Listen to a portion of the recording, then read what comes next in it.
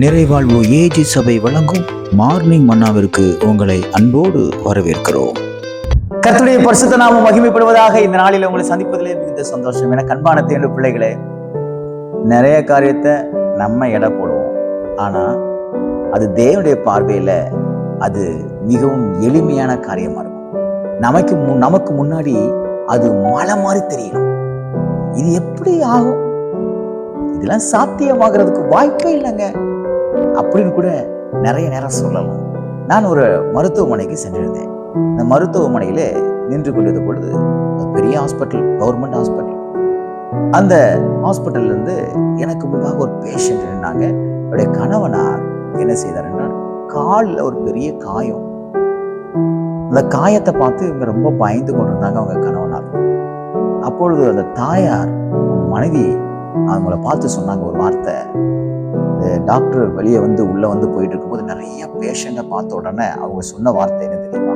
பாரு, உனக்கு ஆனா இது பெருசா இருக்கலாம், இது பெரிய ஆப்ரேஷனா இருக்கும், இது எப்படி ஆகும்னு சொல்லி நீ ரொம்ப பயந்துகிட்டு இருக்கலாம். ஆனா உள்ள இருக்க டாக்டர் இருக்காங்க தெரியுமா, ஒன்ன மாதிரி 5000 பேர் 1000 பேரை பார்த்தவங்க, அவங்க பார்வையில் இதெல்லாம் ஒண்ணுமே கிடையாது.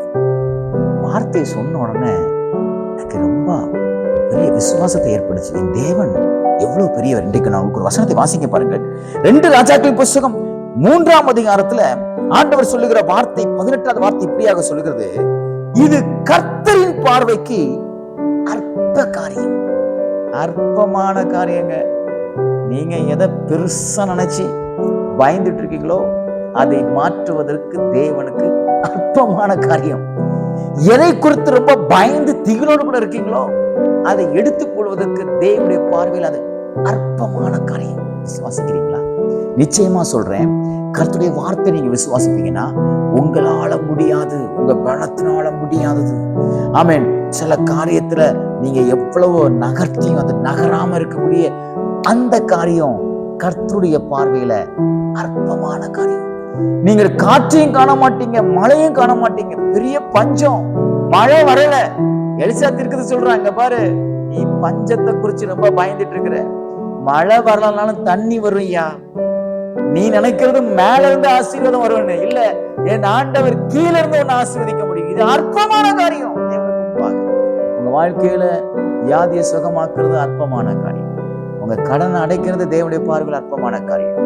உங்களோட வீட்டை கட்டி கொடுக்கிறது தேவனுடைய பார்வையில் அற்பமான காரியம். உங்க பிள்ளைகளுக்கு எதிர்காலத்தை ஆசீர்வாதம் கொடுப்பது அற்பமான காரியம். உங்க திருமணத்தை முடிச்சு கொடுப்பது தேவனுடைய பார்வையில் அற்பமான காரியம். நீங்க ரொம்ப பெருசா பயந்து கொண்டிருக்கீங்க.